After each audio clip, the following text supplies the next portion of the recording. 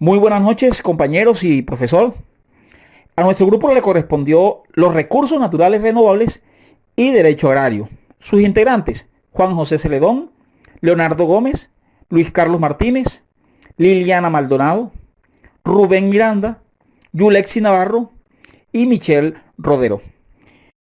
Antes de ahondar sobre lo que se refiere al derecho agrario y recursos naturales renovables, tendremos que señalar que son los recursos naturales y en el entendido de que los recursos naturales son el conjunto de elementos lógicamente naturales que se encuentran en la naturaleza de forma no modificada y que además escasos a su demanda actual o potencial.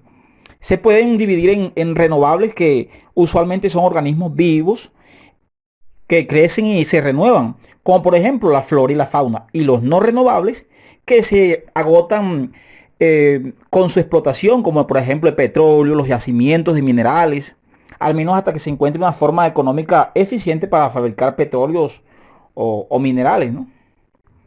Aquí cabe señalar que los recursos naturales pueden ser determinantes de la posición económica de un país. Según muchos actores, a fines del siglo pasado, los recursos naturales jugaron un papel muy importante en la división internacional del trabajo y en la determinación del poder y la situación de cada país. Es muy influyente este tema para la economía de un país.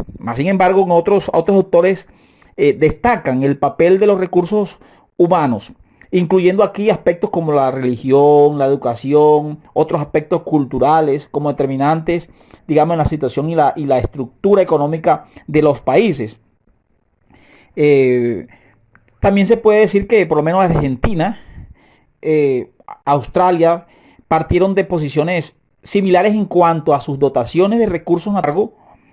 Sus sendas de desarrollo difieren profundamente debido a las diferencias culturales y a la relación comercial con el resto del mundo. Este es un ejemplo muy palpable.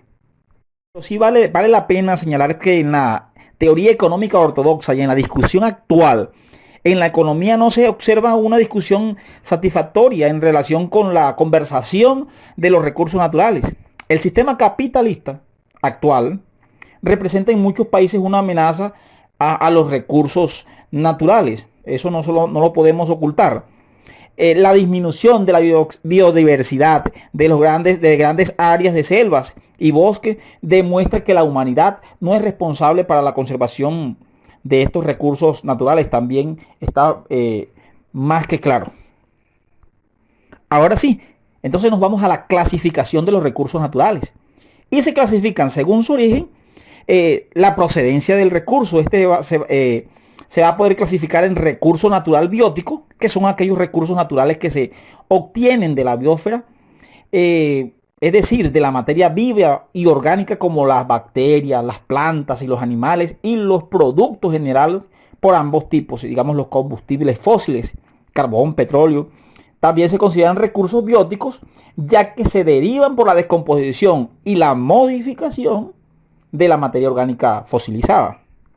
Existe también el recurso natural abiótico, que son todos aquellos recursos que no derivan de la materia orgánica viva.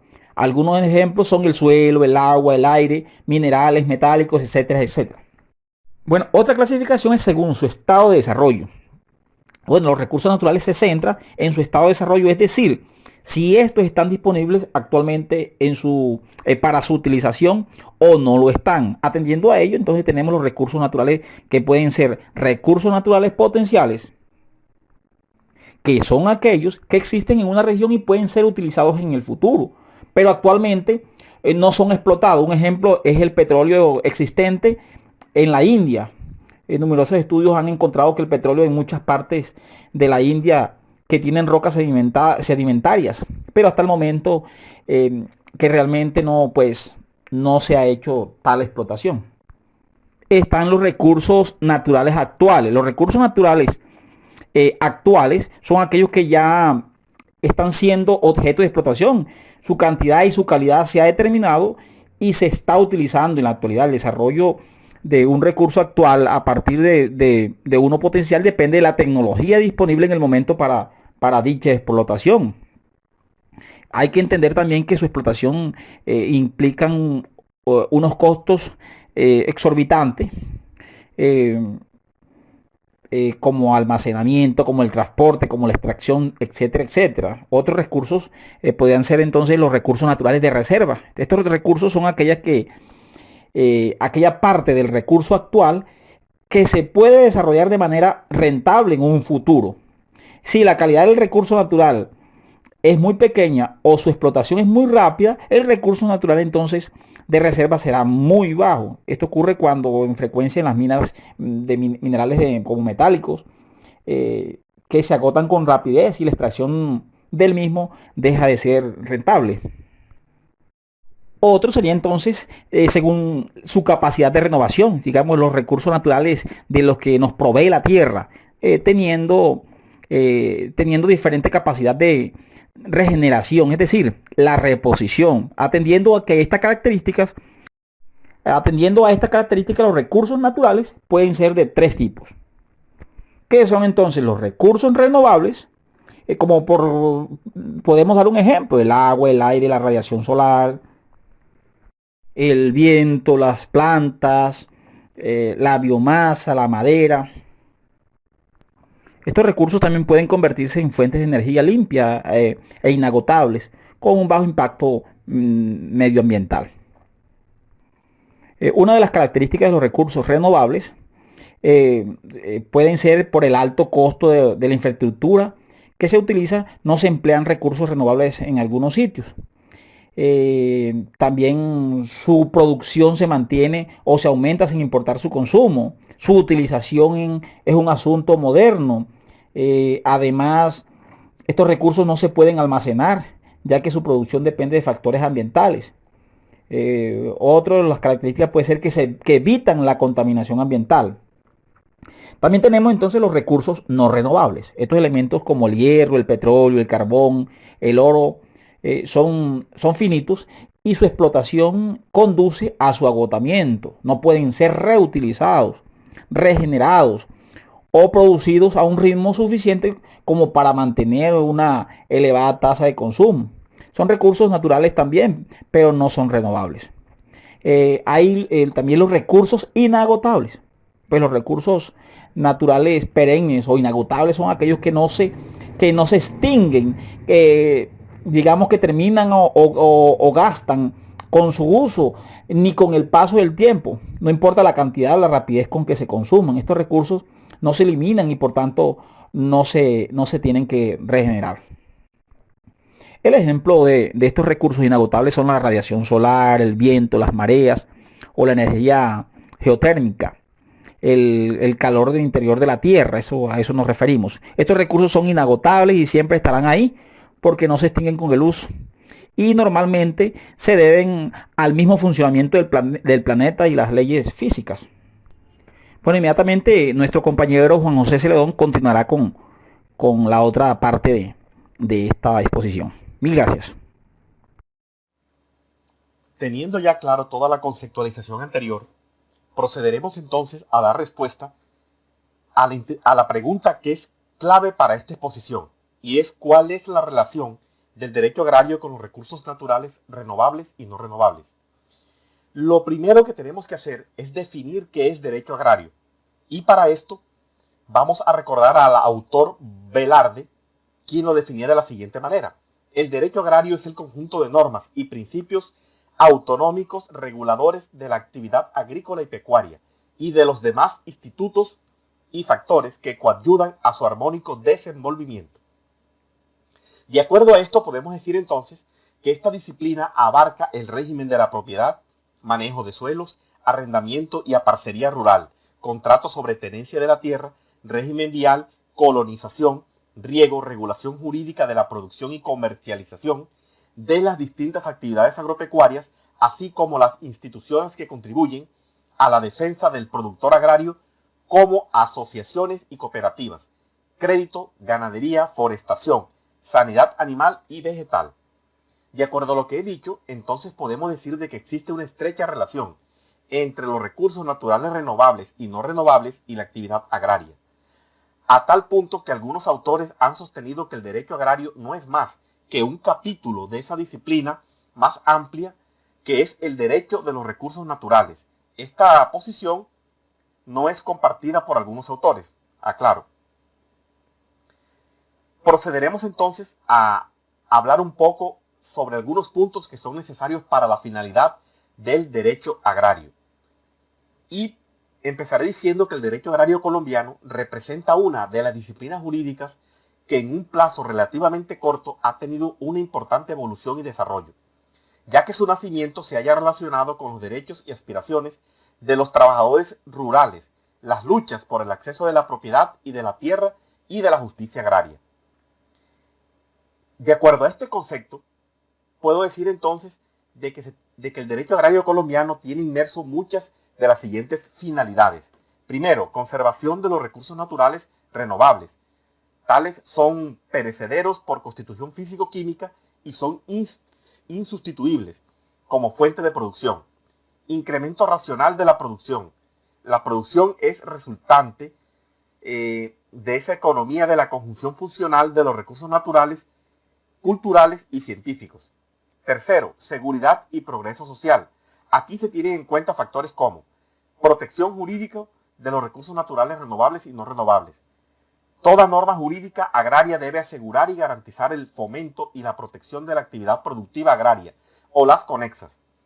Y también, como último esquema, la distribución de las cargas o beneficios agrarios deben regularse jurídicamente, de manera tal que las mismas se distribuyan, fomentando el progreso social y la capacidad productiva.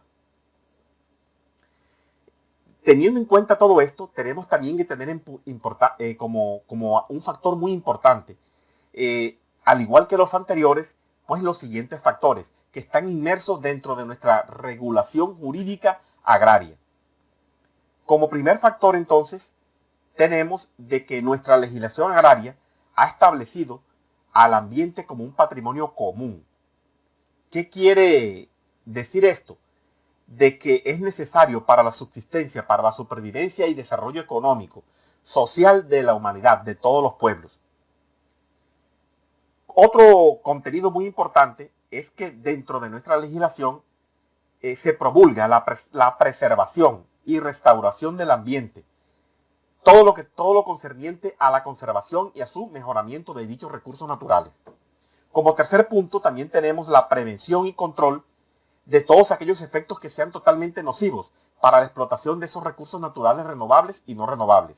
Y como cuarto punto, tenemos que también dentro de nuestra jurisdicción agraria se regula esa conducta humana, esa conducta individual, o ya también sea colectiva, de la administración pública con respecto al medio ambiente y a todos esos recursos naturales renovables y no renovables, a su vez de que también se regula la relación que surge del aprovechamiento y la conservación de ese medio ambiente. Es necesario también tener en cuenta de que el uso de todos esos elementos ambientales y de los recursos naturales, tanto renovables como no renovables, debe de hacerse de acuerdo a 4 principios básicos. El primero es que los recursos naturales y demás elementos ambientales deben ser utilizados en forma eficiente. ¿Con qué objetivo? Con el objetivo, pues, de lograr su máximo aprovechamiento, teniendo en cuenta el interés general y colectivo de toda la población nacional. Como segundo punto importante, tenemos de que esos recursos naturales y los demás elementos que hacen parte de ese medio ambiente son interdependientes. Y al ser interdependientes, su utilización se hará de manera lo más gradual posible para evitar así las consecuencias de la intervención humana sobre los mismos. Otro punto importante es que la utilización de esos elementos ambientales, o más bien de esos recursos renovables y no renovables, se debe hacer sin que se lesione el interés colectivo, sin que se lesione ese derecho a lo de terceros. Y como último puntico importante, pues tenemos que los diversos usos que se le puedan dar a esos recursos ambientales, a esos recursos naturales, renovables y no renovables, tienen que estar por ley sujetos a las prioridades que se determinen y deben ser realizados de manera coordinada y de manera eficiente. Bueno, compañeros, continuando entonces con el desarrollo de nuestro tema y pues ya habiendo clarificado esa estrecha relación que existe entre esos recursos naturales renovables y el derecho agrario, les voy a exponer desde nuestro ordenamiento jurídico en materia agraria cómo han estado amparados estos recursos. Y quiero empezar, compañeros, por traer a colación la vieja ley del arrendamiento y a parcerías rurales, que ya para 1948 pues tenían un perfil intervencionista por parte del Estado y que lo que pretendía realmente era una prohibición de la explotación irracional del fondo. Cuando hablo de fondo me refiero a esos predios, a esas fincas rústicas, ¿cierto? Que pues, y que si bien pues esta no alcanzó a conformar un sistema orgánico, pues sí sirvió de protección y conservación especial en ese momento. Pues alcanzaron de pronto a impedir de algún modo temas como la degradación, la erosión, el agotamiento del suelo. Posteriormente, pues otras disposiciones ayudaron a este desarrollo.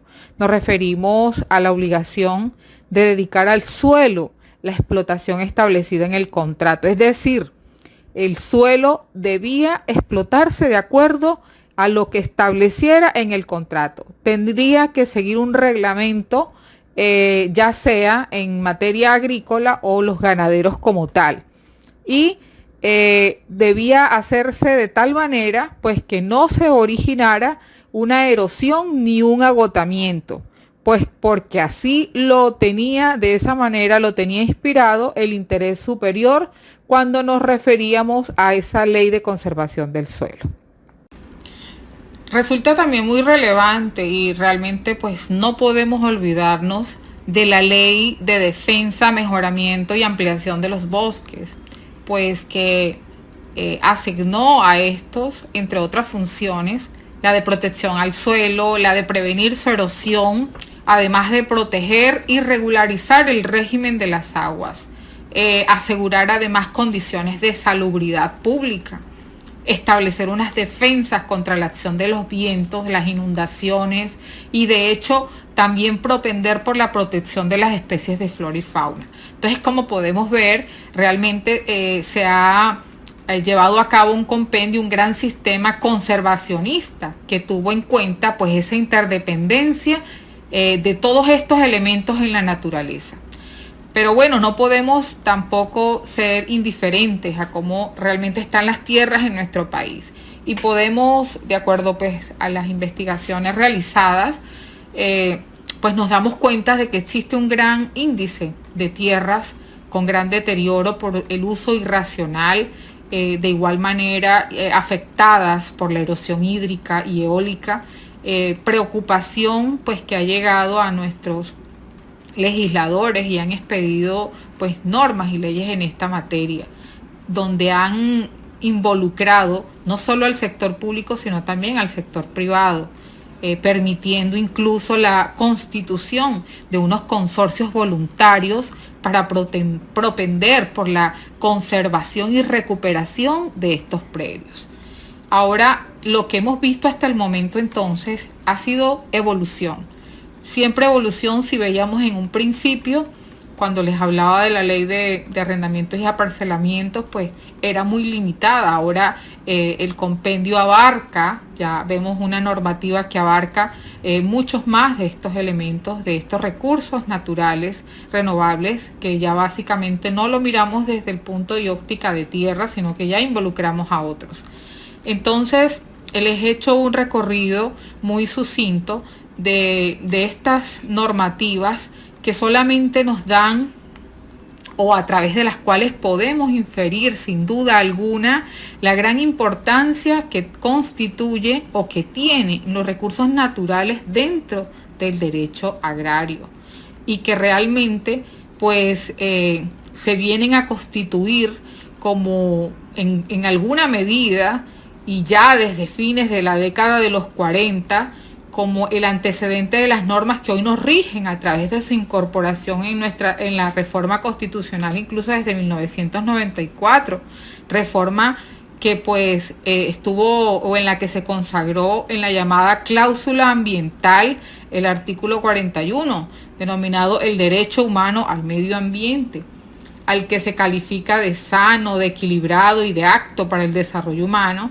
y que también permite actividades productivas que satisfagan pues necesidades presentes sin comprometer la de generaciones futuros. Se pone de manifiesto una nueva noción que hoy por hoy todavía prevalece y que se ha desarrollado en gran medida, como lo es el desarrollo sostenible. Entonces, mis queridos compañeros, este era mi aporte, espero que haya sido de su interés. Muchas gracias.